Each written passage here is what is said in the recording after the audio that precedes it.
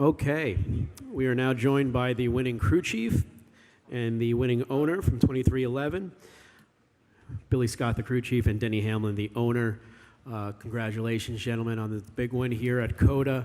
We'll get right to questions. If you have questions, please raise your hand and we'll get you a mic. We'll start up here to Jim, Bob, Rob, and around the room. Jim Utter, motorsport.com. For both of you, could you just talk a little bit about being able to reach this point today after the rough start that you had to the season? Yeah, it was a rough start in some respects, certainly on the finishing positions. But I think the important thing is that we always knew it was there for speed. So I think this was sinking. You know, we always had the speed there. You know, Daytona crashed racing for the lead. You know, Vegas had an incident there running inside the top 5. So I think it was just a matter of time. So it's not like we were, you know, wrecking out of races running in the back. So, yeah, it's just a matter. Nice to finally finish it off, though. Go to Bob. Yeah, I mean, it looks bad on the scorecard for the first 3 races, but he kind of explained it, and we knew that it was just, you know, too small of a sample size to honestly judge where they were at. We knew that they were fast, and you know, knew it was a matter of time before they kind of marched their way up towards the front. So it's good for them to, you know, finally get the finishes they deserve, and you know, even though at the beginning of the year they had finishes that probably they didn't. So certainly it's they got an opportunity to build a lot of playoff points between now and the start of the playoffs and hopefully make a run. Bob. Bob Hawkers, Fox Sports. Denny, you had probably a good view of a lot of the craziness there in the last 3 overtimes. How would you describe it, and do you feel fortunate at all that, you know, that Reddick won that race? I mean, he had to, how rare is it to kind of hold everybody off there for, you know, 4 restarts? Yeah, I mean, certainly it's a big pressure situation probably for Tyler, because you've been the dominant car all weekend, you've had the field covered, and you know at that point when you're leading the race, it's your race to lose. You know, there's not much to gain. There's only a lot to lose if he doesn't execute, right? So for him to manage those pressure situations and execute on restarts, it's huge. I mean, trust me, you know, you get back where I'm at in the middle of the field, and it's just chaos, right? And so, you know, it's just a matter of whether the lane you pick, there's a car sitting in the middle of the track or not, whether you're going to get through. But it seems like the racing's a lot cleaner in the first few rows. The one time the strategy worked out perfect, we restarted 3rd on the first green white checkered. I got a cut tire, and so just bad luck and whatnot. But you know, I think this says a lot about Tyler's poise, and it's what I saw all week in his performance, not only in the simulator, but is it like the Oscars where y'all give me the music? He just slows everything down. He's running fast, but he's doing it in slow motion, which is just a sign of someone that's in control.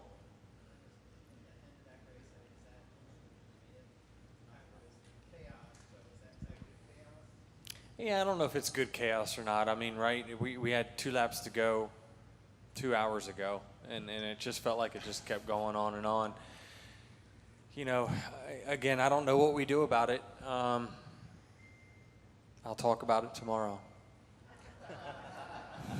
Okay, we'll go to Rob and then Jeff. Rob Tianson from thepodiumfinish.net. My question's actually going to be for both Denny and for Billy. How validating is this victory, knowing what you guys saw in Tyler Reddick long before he got to be in this number 45 ride with the circumstances surrounding Kurt Busch? Yeah, no, I think it's why they got him, right? I mean, we knew what his potential was. He's, you know, road courses is where he's shown it in the last 6-8 months, being pretty dominant on several occasions. But we know he's got that ability everywhere. You know, the last 2 weeks showed that had a shot to win it coming down the last green white checkered. And, you know, it's nice to finish it off here, but, you know, that's completely what we knew he was capable of, and expect there's more to come. Yeah, I mean, it's why I went after him as early as I did. I didn't I wanted to get the jump on all the other teams because I knew he was going to be the most coveted free agent in a very, very, very long time. So that's why I got the jump on it. Now it costs me a lot of money to do it, but it pays dividends. You have to have that driver that you feel like can carry you to championships and wins for decades, and I think that we have that guy. And it's not going to stop at road courses, dirt racing, short tracks, speedways. He's got what it takes on every racetrack we go to. Jeff? Billy, were you planning on 3 stops the whole time there? Sorry, I'm over here. Were you planning on 3 stops the whole time, or was that something where you didn't mean to get off strategy from everybody else? Yes, it was most likely 3, not at those particular laps. So yeah, when the yellow come out early, obviously you expect everybody else in a situation like that that's kind of on the fence to do the opposite of you when you've been a dominant car all weekend. And kudos to Tyler for staying focused and dealing with, that was really the only time we were back in traffic, and he dealt with it really well, made quick work of it, kept the car in one piece. And we still thought it was going to work out the best. It still was going to work out the best, even without the way the yellows felt. So we did that with the plan of 2 stopping from there, right? It still fell into the 3-stop strategy window we had looked at in the beginning. Untimely caution right outside the last field window that that made it more of a close race than we were wanting. But we had already got the lead at that point, and fortunately able to race him heads up, and he had speed. Go to Kelly up here in the front.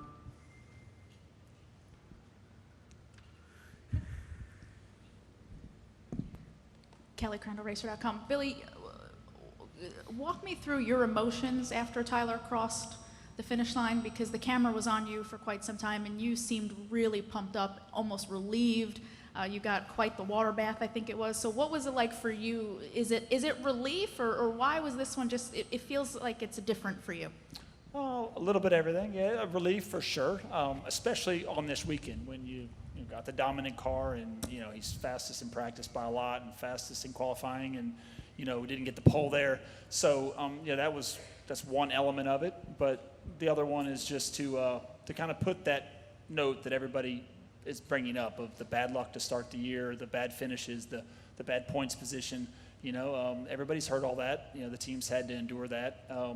We know where the potential was, but the guys that are working on this car and the guys back at the shop, and they don't always get to live it and feel the emotion that we do and know where the potential is. So for that to happen, for him to dominate the race and have to endure those restarts and come home like that, it's just very validating and very rewarding for just everybody that puts the work in behind the scenes. And we've wondered where we were at on our road course program now for a while. We struggled last year, and to bring him here, that was one of the hopes too, was that he could help guide us in the right direction, and certainly did. So it's nice when all that comes together.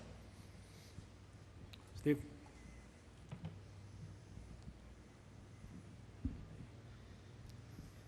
Steven Stump, fronttrip.com. Billy, obviously you're watching on top of the box.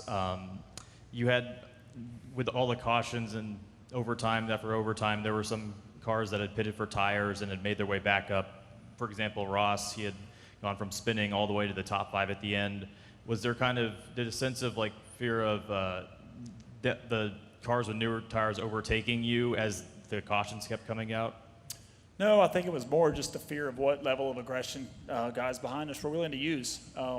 We felt confident in Tyler's speed and his ability that once we cleared him off of turn 2, that it was over. But that was a lot of opportunities for people to do otherwise entering 1. And for the most part, the guys that we were around raced very clean, and they gave each other lanes to navigate through there. But it can go otherwise in a hurry. So I think that was the most nerve-wracking part, was just getting through turn 1. Any final questions for our winning crew chief and owner? Well, 2 more. We got Chris and then Holly. ChrisKnightGetchance.com. Denny, I don't know if you heard, but Sorry?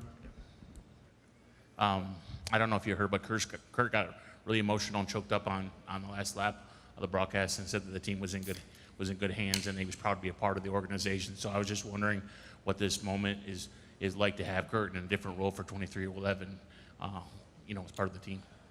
Yeah, I mean, it for sure would be for Kurt. I mean, he was supposed to be in this car this year, and obviously, with his full-time career, being cut short, it's different. It makes you feel different when you see your car going around the racetrack, and as a team, we've been thrown a lot of curveballs, right? We've had. I think last year 5 drivers in our cars when we had 2 full-time drivers, and that was all we were planning on. But Kurt's been an integral part of what we do week in, week out. He shows up to practices. He shows up to our debriefs. Really helps with our partners, and just a great asset to our team. And if he can just bring one thought or idea to our drivers in a weekend of something that he sees from the outside, then he's worth his weight in gold to us. So, we love having Kurt. He's a great teammate. He really makes us, he bonds the team.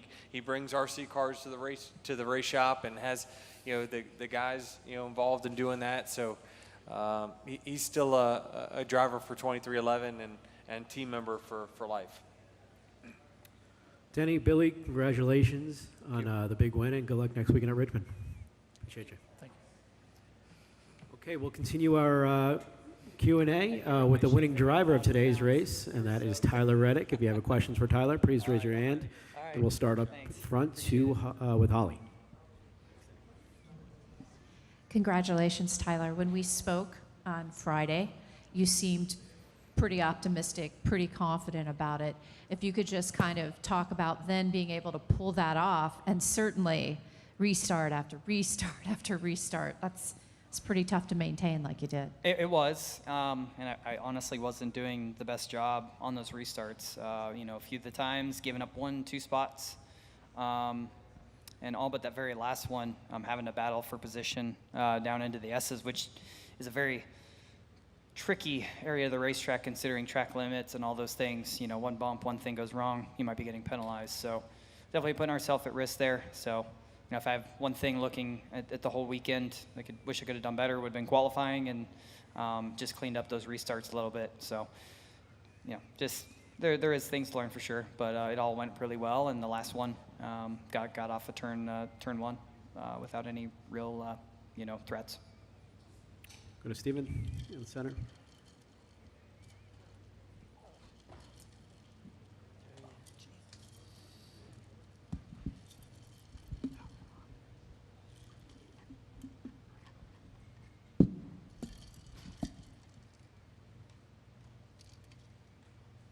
Okay, sorry about that. Steven Stump, frontstretch.com. Congrats on the win, Tyler. During the Saturday media sessions, you said that while talking about the newcomers, Taylor, Kimmy, Button, you said, hopefully we race with respect out there. It often goes away in these on restarts and these finishes. Obviously, you were in front of it all, but what are your thoughts on what happened behind you? I have no idea. I was just focusing on my restarts and what I had going on. Obviously, there was a lot of cautions at the end, but just the way that things kind of have progressed, the front and rear bumpers of this car are really resilient. You can really hit someone pretty hard without knocking the nose of your car off, and the rear bumpers are really tough too. So, we saw that at the Clash, people just being able to go in there and lean on each other front to rear. It kind of brings that to light at the end of these races. But seriously though, you look at turn 1 here, turn 1 at Indy Road Course. They're very inviting corners with a lot of room, and it's just a product of restarts and the nature of NASCAR racing and how aggressive all the drivers are. Someone's going to be on the short end. Go to Bob, Jim, Rob, back. Bob Pockris, Fox Sports. I'm Hi, Bob. curious about how, what is your like vibe in the car? Are you nervous? Like, I'm wondering, was your stomach worse today during those last restarts than a week thankfully, ago? I'd had things had returned to normal this morning, of all things, so it was good timing. I'm feeling a lot better. Yeah, the only thing that, that was really on my mind today was just how it kind of hang on. We've been having some issues with the cool shirt plugging in, and unfortunately today, from lap 1, we could never get it plugged in. So it was a little bit warm in the car. The shirt got pretty hot, but I was able to hold on to the end, and thankfully we didn't have one last overtime finish. I may have been in trouble. Well, I guess, are you calm? Is it like... At times, certainly. I think before we had all those cautions with like 10 to go or whatever, I'd finally gotten back around William. I'd kind of settled in. Definitely hot, but I was, comfortable with the car and everything. But certainly as we kind of got to the end, I'd gotten warm again. My ice had melted. So yeah, I was getting a little hot in the car, but I was, by the time we were taking the restart, kind of gotten back to being where my heart rate and calmness needed to be to focus. I wouldn't say nervous. Just the stress was high in the car today, just the circumstances. But thankfully not too high. Still able to execute and get the job done. I didn't quite get every restart done perfectly, but we got the ones that mattered, the last one. Jim? Jim Utter, motorsport.com. In regards to the start to your season, Billy and Denny had talked about, the bad optics of having it in your points position and so forth, but that you guys felt you still had speed. From your perspective, was it been frustrating, disappointing, or how have you kind of handled the beginning of the year? It's just racing. Honestly, that's all it was. It's just how racing can be sometimes. You look at what happened, and it wasn't like, well, we just flat out sucked this weekend. It wasn't a this or that. It was just circumstances, and yeah, some of it was mistakes that were made or things that we could have definitely done better. But they were all things we could learn from, and in the grand scheme of things, when you have the entire year in front of you, it's good to learn from things early in the year, so they don't, if it comes later on down the road, I'd rather have these things go wrong early than later on. So for me, it didn't really affect me, and from my perspective in the shop, it didn't seem to be affecting the team. We just kept focusing, okay, next weekend we're going to bring the best car that we can and start over and go from there. Certainly, there was the only frustration I would say that we had was just when we would have a bad weekend or something go wrong, it'd really screw up our qualifying metric for the following weekend and put us in a tough spot to be able to qualify well and start better. So that was the only part of it that was slightly frustrating, but nothing crazy. Rob? Rob Tianson from thepodiumfinish.net. Tyler, congratulations on your victory today. A couple of questions for you. How validating is this to get this victory for 2311, given how much confidence and belief that Billy and Denny Hamlin had in you, and also too, just how did you kind of handle the emotional side of the intense battles you had today? Yeah, you just got to remove emotion from your thought. If you're being emotional in a moment, you can't have the mental clarity to get the job done. Just have to remove all that from your brain. As much as, yes, it can be frustrating to have caution after caution and, man, I almost made it back to the start-finish line and it didn't go our way. You just have to remove all that from your brain. It's done and over with, and you got to reset and be ready to go for the next restart, because everybody behind you is, grinding their teeth and doing everything they can to get an edge on you. You can't be feeling bad for yourself. You have to get back to work and execute and just do it again. Go in the back and then up in the middle here.